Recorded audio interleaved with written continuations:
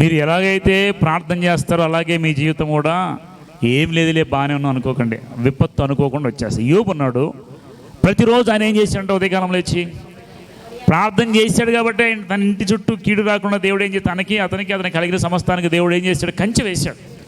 ప్రార్థన చేశాడు కాబట్టి. ప్రార్థన చేయకపోతే, నిజంగా ఇంటి చుట్టూ కంచె లేకపోతే సాతాను ముందే వచ్చి ఆయన కొలాప్స్ చేసేది. సరే తర్వాత వచ్చాడుగా అంటే అది దేవుడి పర్మిషన్తో వచ్చాడు పరీక్ష కోసం. కాబట్టి నేనేమంటానంటే, మీరు మామూలుగా మౌనంగా కూర్చోవద్దు. ఉపవాస దినాన్ని వారంలో ఒకరోజు ప్రతిష్ఠించండి. లేదంటే మీ జీవితాన్ని పురుగులు నాశనం చేసేసినట్టుగా మన జీవితాన్ని నాశనం. మీకు తెలియదు ఆరోగ్యం మీద కొడతాడు శాటన్. మీరు సంపాదించే ధనం మీద కొడతాడు, మీ కుటుంబంలో ఉన్న మనుషుల మీద కొడతాడు.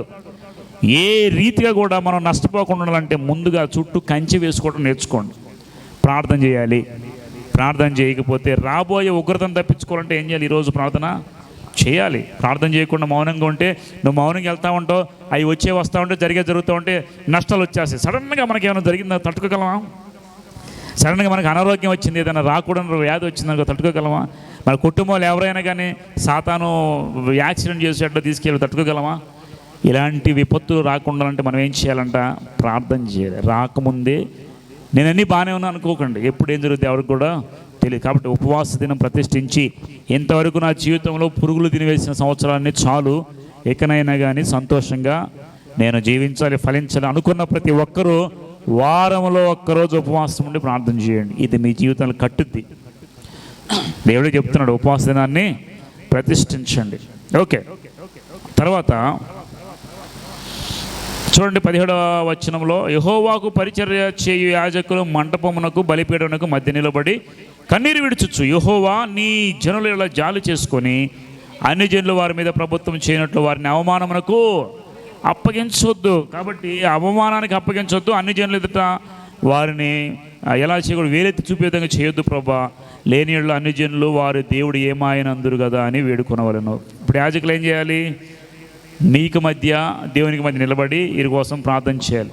మన జీవితాల్లో కార్యాలు జరగకపోతే అనులు ఏమంటారు? ఏం చేశాడు దేవుడి కార్యాలు? అన్ని జనుల మధ్య అబాసుపాలైపోతుంది. ఇప్పుడు నేను ఒక కామెంట్ చదువుతున్నా, ఒక ఆయన ఒక పేరు పెట్టి లేచి నిలబెట్టాడు, ఇదిగో దేవుడు నిన్ను పిలిచాడు అని నీ పేరు చెప్పగానే కింద కామెంట్స్ అన్ని జనులే పెడుతున్నారు. హాస్పిటల్లో చాలామంది రోగిష్ఠులు అయిపోయినారు, వాళ్ళ దగ్గరికి వెళ్ళి ప్రార్థన చేసి లేపు వాళ్ళని అప్పుడు నమ్ముతున్నాను. వీళ్ళ గొప్ప కోసం వీళ్ళు వీడియోలు పెట్టుకుంటున్నారు. వాళ్ళు ఏమంటున్నారు? మీరు వచ్చిన వాళ్ళని, మందిరానికి వచ్చిన వాళ్ళని మీరు లేపడం కాదురా, మీకు నిజంగా స్వస్థత వరం ఉంటే మీరు ఎందుకు హాస్పిటల్కి వెళ్ళి ప్రార్థన చేయట్లేదు అంటాడు. ఆ మాటకి ఆ పాస్టర్ సార్, పరిశుద్ధాత్మ దేవుడు నాతో హాస్పిటల్కి రావడం అన్నాడు. ఆయన అడగటం ఏంటి, చెప్పడం నాకు అర్థం కావట్లేదు. ఇప్పుడు ఎవరితో నిజం అనుకోవాలి చెప్పండి? మరి నిజానికి వాస్తవం నీ దగ్గర స్వస్థత వరం ఉంటే నువ్వు వెళ్ళి వాళ్ళ కోసం ప్రార్థన చేసే వాళ్ళు నేర్చినపడాలి కదా, ఎందుకు వెళ్ళట్లేదు? వాళ్ళ దగ్గరికి వెళితే ఏముండదు వాళ్ళకి. కాబట్టి స్వస్థత వరం అనేది ఎక్కడైనా చక్కగా దేవుడు వాడుకుంటాడు. నేనేమంటే అన్యుల మధ్య అబాసు పాలవకుండా, అన్యుల మధ్య వేలెత్తి చూపించే విధంగా లేకుండా దేవుడు మన పట్ల కార్యాలు జరిగించాలి. ఏలియా ప్రార్థన చేశాడు కదా, ఏమని?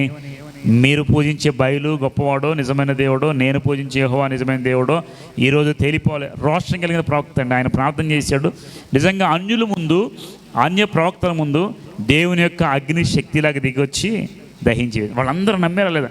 నేనేమంటానంటే, ఈరోజు మనం ప్రార్థన చేస్తే కూడా అన్యులు ఎదుట ఈ విధంగా మనం ఆశీర్వదించబడాలి, అన్యులు ఎదుట దేవుని యొక్క కార్యాలు కనపడాలి. ఈ విధంగా మనం జీవించాలంటే ఖచ్చితంగా ప్రార్థన కావాలి. ప్రార్థన లేకుండా ఇవన్నీ ఏది కూడా జరగవు. అందుకని ఇక్కడ అంటాడు యాజకుడు, ప్రార్థన చేయ, అన్యులు ఎదుట మేము దేవుడు ఏమాయనని చెప్పే పరిస్థితి రాకుండా చేయి. 18వ వచనం, అప్పుడు యెహోవా తన దేశమును బట్టి రోషము పోని తన జనుల జాలి చేసుకొనెను. తర్వాత మరియు యెహోవా తన జనులకు ఉత్తరం మీద చెప్పింది, ఇకను అన్ని జనుల్లో మిమ్మల్ని అవమానాస్పదంగా చేయక మీరు తృప్తి నొందినంతగా నేను ధాన్యమును కొత్త ద్రాక్షరసం తైలమును మీకు. మీరు ఒక విషయం జ్ఞాపకం చేసుకోండి, నాకు ఎందుకు ఈ కరువు, ఎందుకు ఈ అప్పులు, ఎందుకు ఈ కష్టాలు అని అనుకున్నప్పుడు చాలామంది మీరు ప్రార్థనకి వెళ్తున్నారు, దేవుని అడుగుతున్నారు, మీకు ఎందుకు పరిస్థితులు మారుతాయి అని అడుగుతారు కదా. మీరు ఎప్పుడైతే ప్రార్థన చేసి దేవుని తోటి తిరిగి సరి చేసుకుంటారో అప్పుడు దేవుడు ఏం చేస్తారంట? దేవుడు తన కృపనిచ్చి మిమ్మల్ని నిలవబెట్టి జాలి చేసుకొని అవమానాస్పదంగా లేకుండా తృప్తి నొందినంతగా నేను ధాన్యమును క్రొత్త ద్రాక్షరసమును తైలమును మీకు పంపిస్తాను. ఏం పంపిస్తాడు? తినటానికి ధాన్యము, తర్వాత కొత్త ద్రాక్షరసము తైలమును మీకు, మీరు ఉత్తర ఉత్సవాన్ని మీకు దూరంగా పారుదోలి ఎండిపోయిన నిష్ఫల భూమిలో వాటిని తోలివేయరు. అవి గొప్ప కార్యములు చేసిన కనుక వాటి ముందటి భాగము తూర్పు సముద్రంలో, వెనక భాగం పడమటి సముద్రంలో పడగొట్టుదును. అక్కడ వాటి దుర్గంధం లేచును కానీ కుళ్ళు వాసనకు. ఇవన్నీ మన వ్యర్థమైనవి, మన అప్పులు, మనకు ఉన్నటువంటి బాధలన్నీ కూడా దేవుడు ఏం చేస్తాడు, అటు ఇటు పంపించేస్తాడు. 31 వచ్చిన దేశమా భయపడక సంతోషించి. ఇందాక దేశంతో ఏమన్నాడు,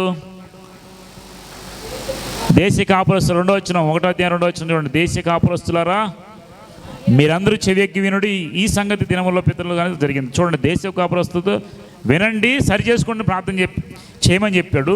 ఎప్పుడైతే వీళ్ళందరూ ప్రార్థన చేసి దేవుని తోటి తిరుగుతాడో, ఇప్పుడు దేశంతో దేవుడు ఏం మాట్లాడు, దేశమా భయపడక సంతోషించి. భయపడొద్దు నీవు, ఎందుకంటే నీవు సరి చేసుకున్నావు, దేవుని వైపు తిరిగావు కాబట్టి భయపడక సంతోషించి.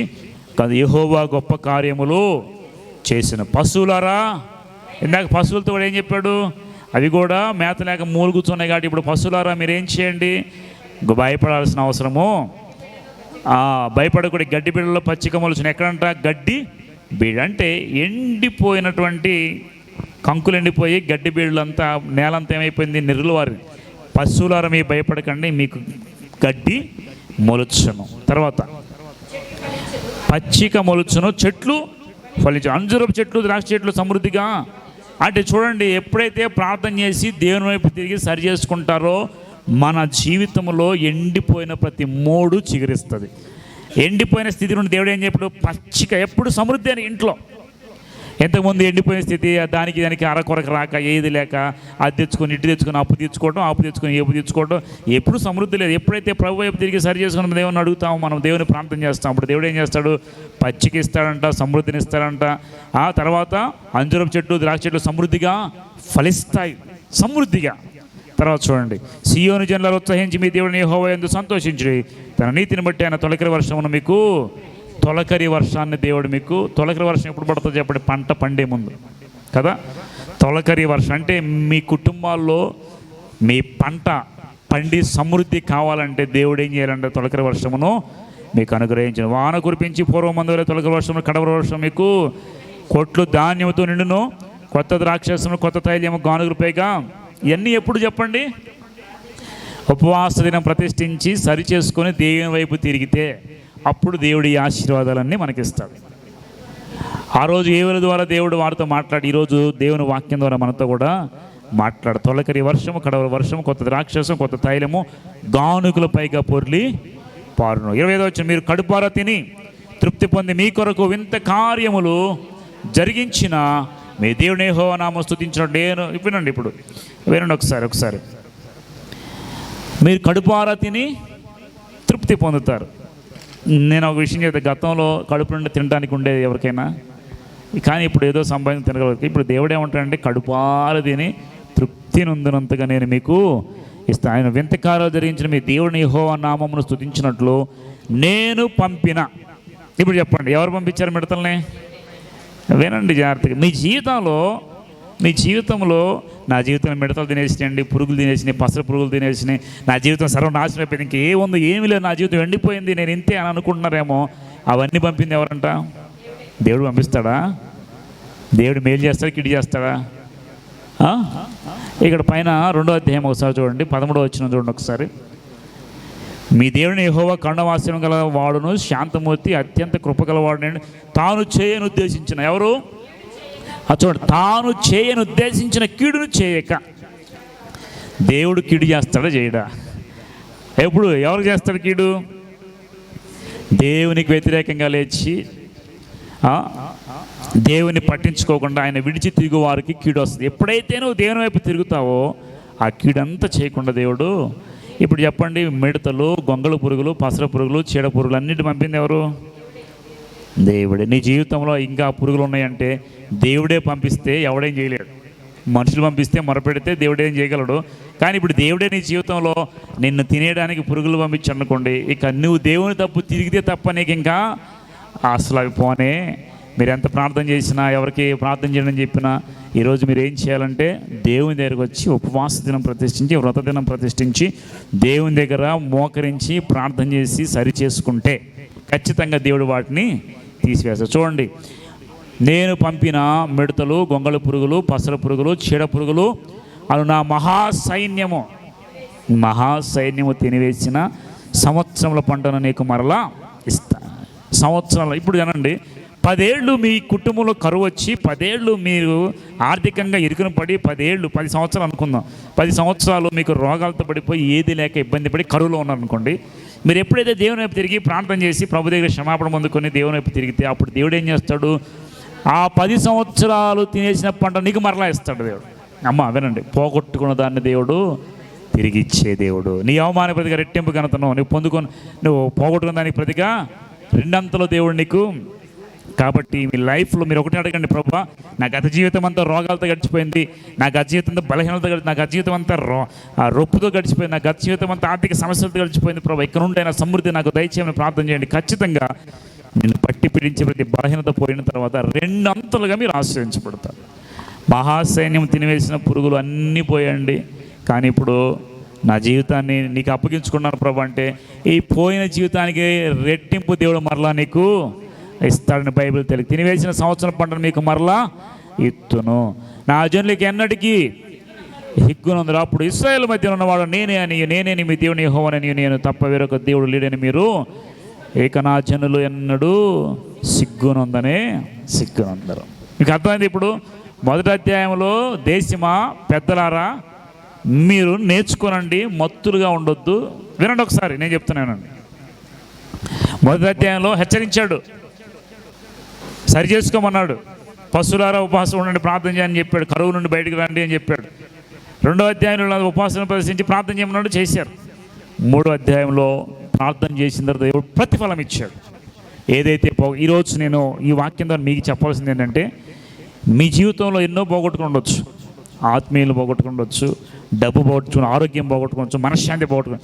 ఈరోజు మీరు ప్రార్థన చేసి ప్రభువుకి అప్పగించుకొని ప్రభు వైపు తిరిగితే మీరు పోగొట్టుకున్న దాన్ని ప్రతిగా దేవుడు ఇచ్చేస్తాడు, రిటర్న్ మీకు ఇస్తాడు ఖచ్చితంగా. కాబట్టి ఈ ప్రవక్త ద్వారా మనం ప్రభు దగ్గర రావటం, మొరపెట్టడం నేర్చుకుంటే అప్పుడు దేవుడు మనకు ఖచ్చితంగా ఇస్తాడంట. కాబట్టి ఇక ఇన్ని సంవత్సరాలు నేను నష్టపోయాను, ఇక నువ్వు నష్టపోవాల్సిన అవసరం లేదు, దేవుడు నీకు సమృద్ధిని ఇస్తాడు.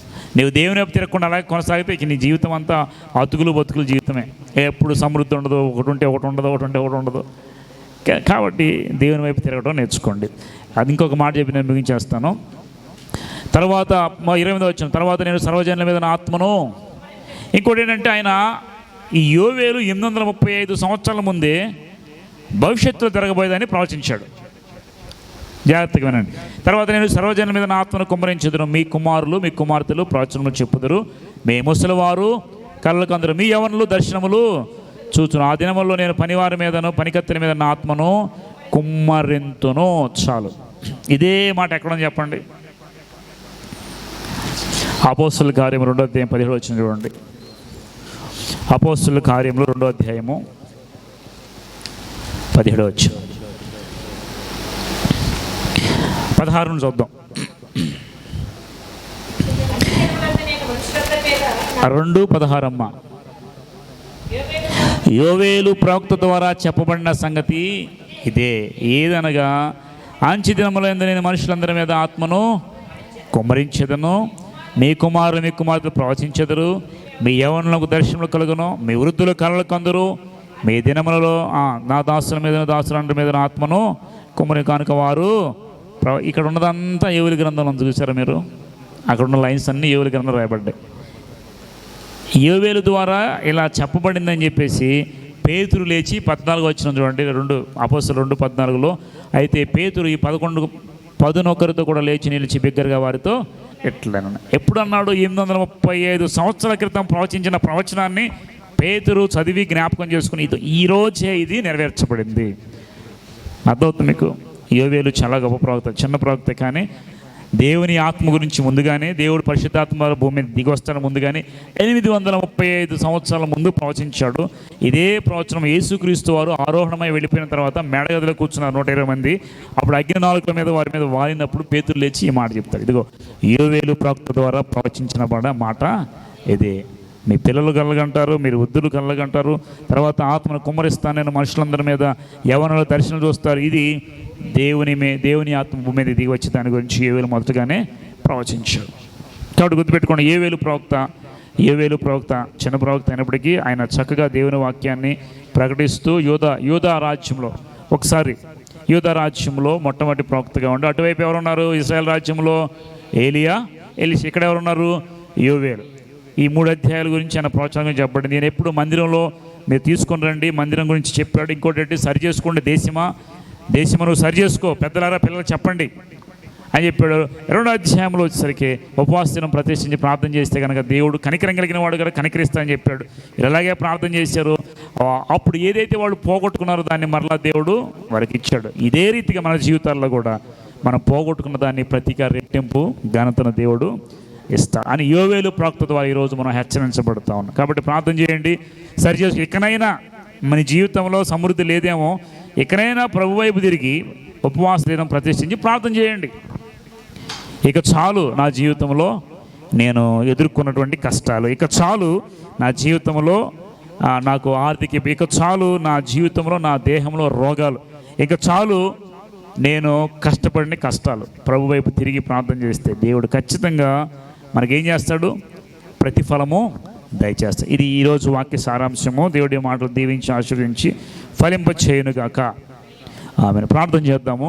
తనలో వంచండి.